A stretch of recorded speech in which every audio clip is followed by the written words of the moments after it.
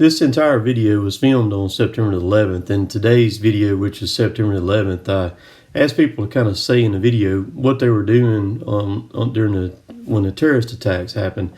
And I really enjoyed reading through the comments on that video. Really, really cool.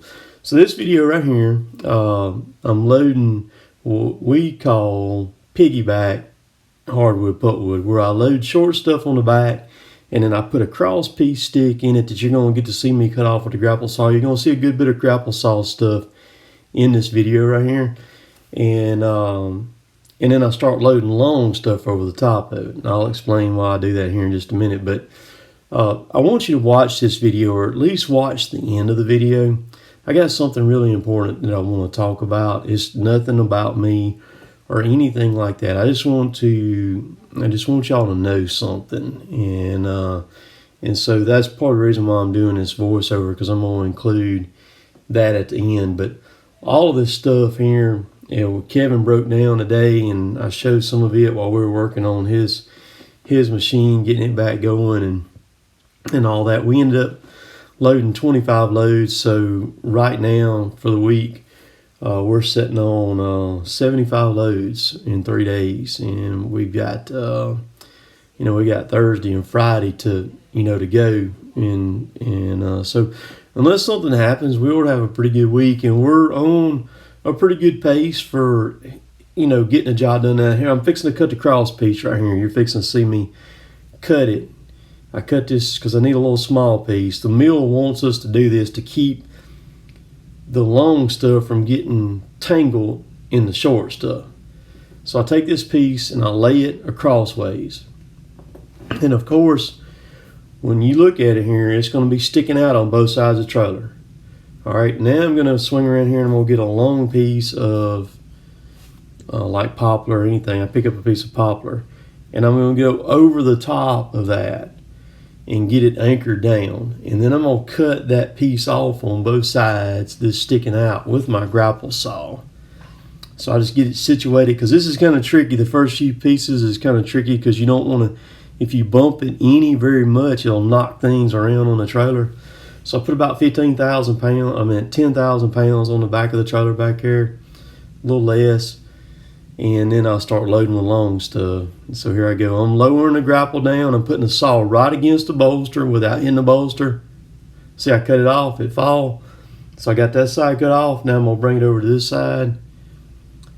And I'm going to put the saw right against it right here. And I'm having to watch my lines for the bolster right there off the end of my boom. There we go. Getting it situated. Bam. Gone. All right.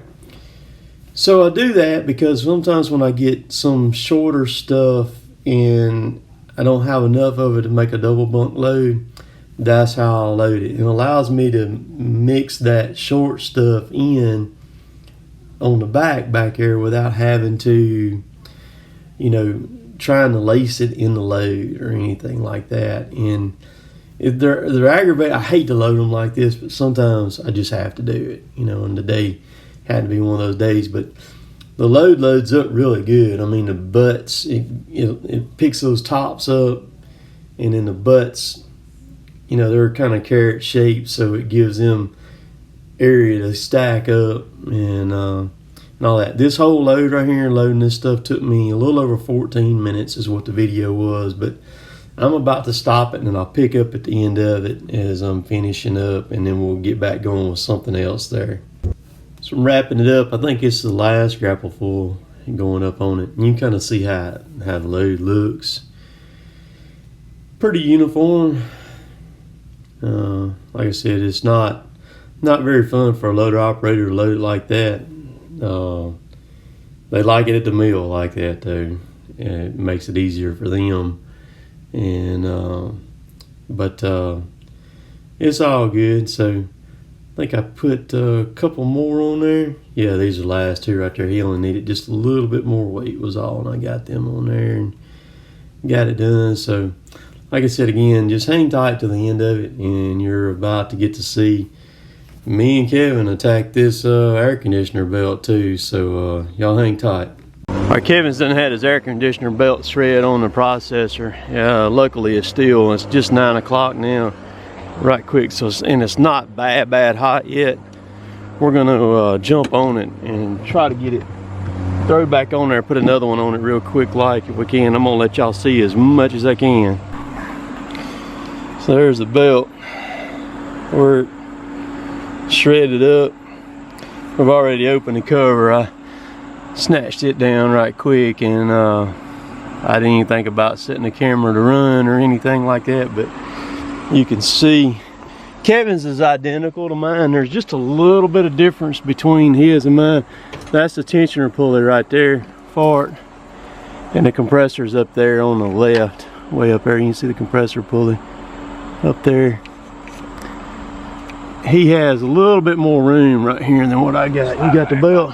I think it's a 12 millimeter, but I won't check it. See that, or 9/16. Yeah. That fit it? Huh? No. Okay. Was it too small or too big? Too small. Okay. So anyhow, it's one of those deals here.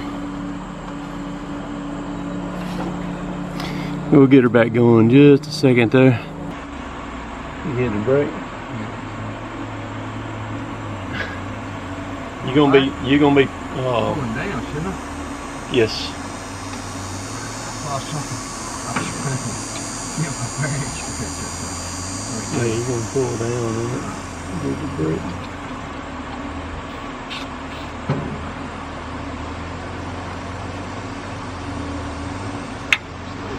First off, let me put this little hang on. Let me put this ratchet on.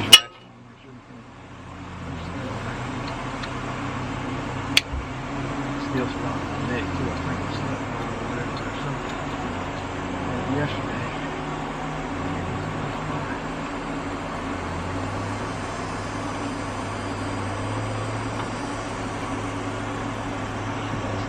You sent Chad up there to get that wood, right? Probably we'll try to get the belt from that place. I don't know.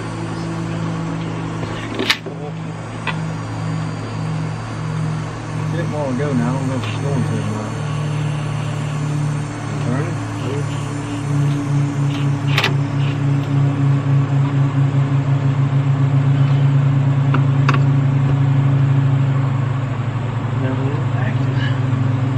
Oh, I see the back of the nut down to the. It looks like it's been welded back here. Yeah, maybe. That should be enough to get it on now. Maybe. If it ain't, I'll let it down some more. Well, it's not threading out in the pulley itself. Is what it's got to do. It's got to come down. It's got to come down in threads of the pulley. Because the pulley's gonna go up for the belt to go on it. That's right.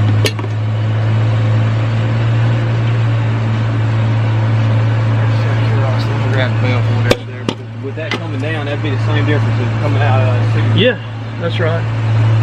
Jump, grab that belt and get up there on top, and we'll do it like we did mine the other day.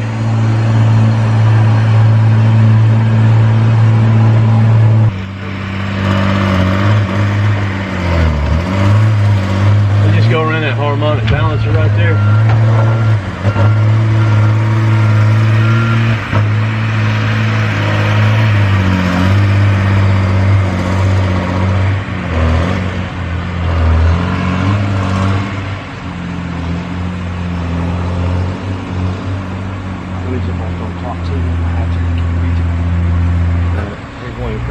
If you need to, go and go load him or whatever there. I'll try to.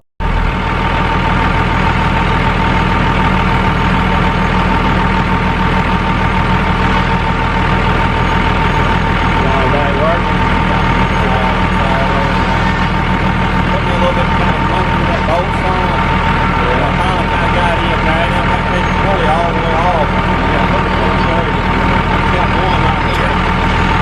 Maybe easier. Let me say that might be easier for you to put them inside and not one.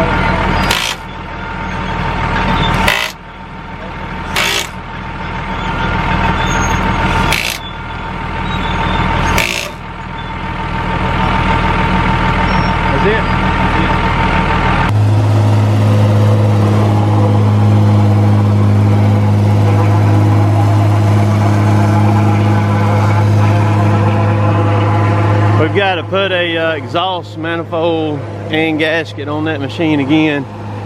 That's been the longest one that we've had last on it. The last one that we put on there was in October 2016, so that one's lasted 3 years.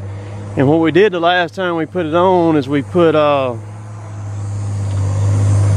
John Deere gaskets. It's got a Cummins in it, a 6.7 Cummins.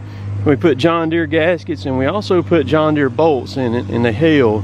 When we were putting a Cummins manifold and bolts on it, we wasn't getting about 6 months, and it was blowing the gaskets on it. And so we opted, Jay said, let's try that. So it worked, and that's what we're gonna have to do, because every time it's ever blowed them, we've always put another manifold on it too. It's a 2-piece manifold or section. I forget how many pieces it is. Man, we got so much stuff. I can't keep up with everything and the ins and outs on everything that we got and all that. But so we got to fix that. This is going to be a little bit, but the reason why y'all didn't see any more with Kevin over there is because I started having I had 4 trucks come in at one time a while ago, so I had to jump up there and load them. So most videos you're going to see for next several weeks are going to be in and around my loader, because when you start loading 25, 26, or 27 loads a day, or even more than that, that loader's got to run, and you ain't gonna be on the ground much, you know, because I don't have time. And look at that dead log on top of that cutter cab right there. Derek's gotta have fuel. So we're gonna go over here right quick and talk to them. That's the road guys there, man. They been down here, and we got a major beaver pond problem down here, and they had that dozer down there, and they've also got a cat excavator down there too. Well, kind of working on it, trying to drain the water out of it down there now. And I think they're gonna have to build an entire road back across it too. So man, if I can get down there to show them, I will. But man, it's gonna be tough for me. What Bubba's there? He ain't up here in the tie down spot. Nah, he's back here with me. Just keep on coming. Oh, y'all done moved back up? Yeah, we on down the road. All right, so an update. It is currently 12:15 right now. I know you can't see that screen. Load number 18 is what I'm about to load. So we're rolling on along, even though we've had some issues this morning. A little bit there with Kevin, and then me having to move my loader down the road a little bit and gather up, you know, clean up decks and all that good stuff like that. So we're good to go. Get them loaded. Yeah, but the scales went down this morning there for a little while. They're back going now.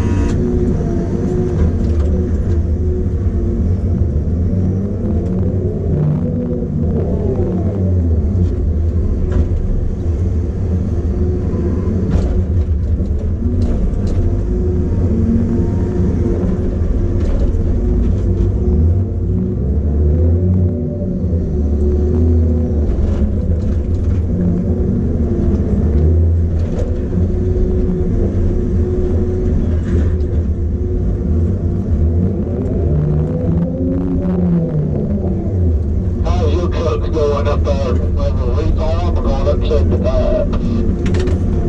I ain't going to 75.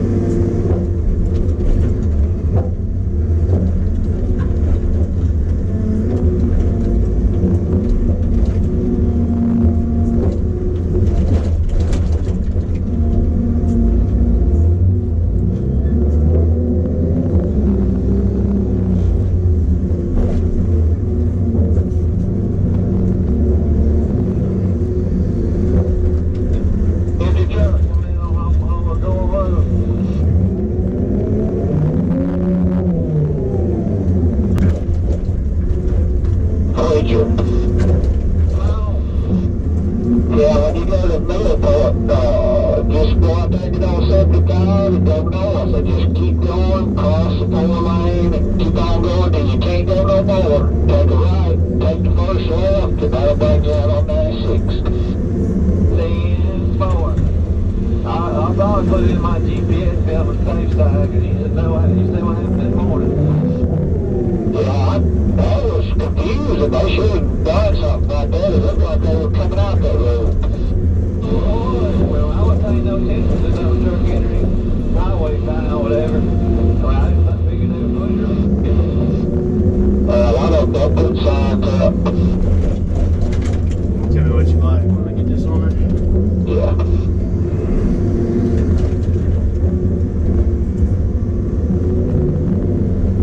That'll work. Alright. Be sure and warn him about that hill coming off 75 running into 96 right there when he gets to Spring Hill Church.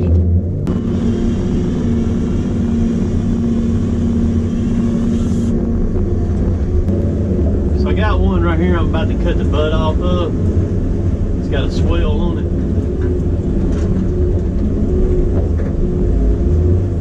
See it right there? There's actually two. There's one up under that tree right there. We're going to cut this butt off. Watch this right here.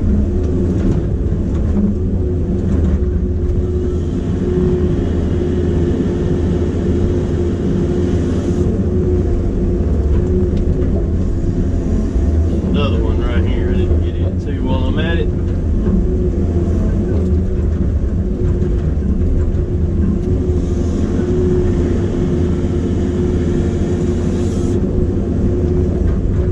Like them swells at the mill because it throws them off so bad, because that's not the actual diameter of the tree, so that's the reason why I don't like it.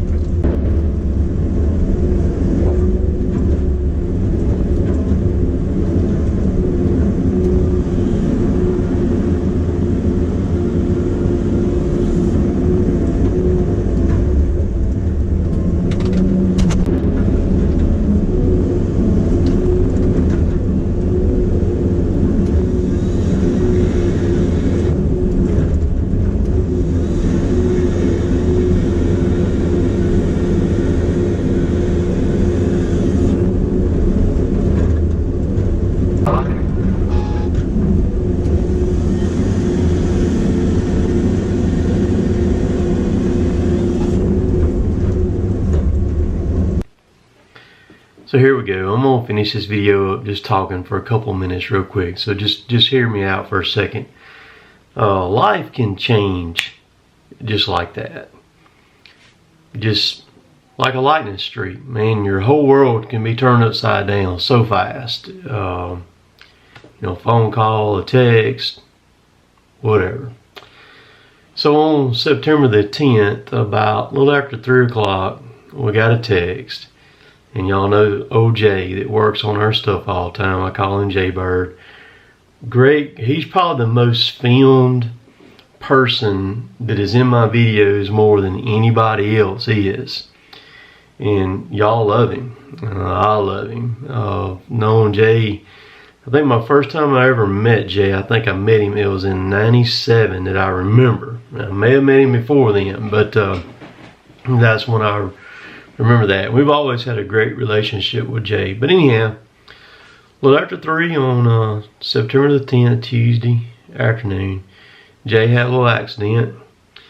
Was working on a skid steer and messed around and got crushed. He's okay, but he's broke up pretty bad. He's got a lot of injuries and everything, and so he was at a shop working when it happened, and just kind of a freak deal. Luckily, the machine didn't have a bucket or nothing on it attached to it when it happened, and they brought him to Columbus, and then they immediately sent him to, well, not immediately, but pretty quickly there, they realized, you know, they knew that it was pretty bad, so they flew him to Birmingham, the UAB over there, so that's where he currently is right now. The details of the accident, it doesn't matter or anything like that. Jay is hurt. Jay is hurt pretty bad. He's going to be okay, but it's going to be a long time probably before he does anything again. What will we do? I have no idea. I'm going to go over there this weekend at some point, and his wife, her name is Janice, sweet lady, and I'll go over there this weekend and see if I can see him, just talk to him and everything. From what I understand, he's been in good spirits, and we've got updates and things like that and all. And like I said, I don't really know all the details or anything other, you know, and I don't want to, you know, just tell everything that's wrong either. And it really doesn't matter. All that matters is G's hurt and he needs to get better, you know what I mean? And so just remember Jay, oh Jay Bird. It just breaks my heart, man. Breaks my heart. He's just like us. Wes, Let's Dig, Chris, all of us, man, just wants to just work hard. And that's all of us do, you know what I mean? But like I said at the beginning of this, your life can change just like that right there. And what we do day to day, y'all watch on the videos, y'all get to see just about my entire life and what we do in the logging and what Jay does or anything else. We all make what we do look so easy to do it, but that's far from the truth. It's very, very difficult, and it's very, very dangerous what we do. And oftentimes I think people that watch these videos tend to forget the danger that is involved in it. And you know, and it's just crazy how things can happen. And man, you can't let your guard down for anything. And so you know, you never know. You just never know. But appreciate y'all watching. Y'all can you know, if you want to comment down below and just leave some nice words for Jay and them, I'll pass this on to Jay's wife and make sure that she reads the comments, and then Jay gets to see it too.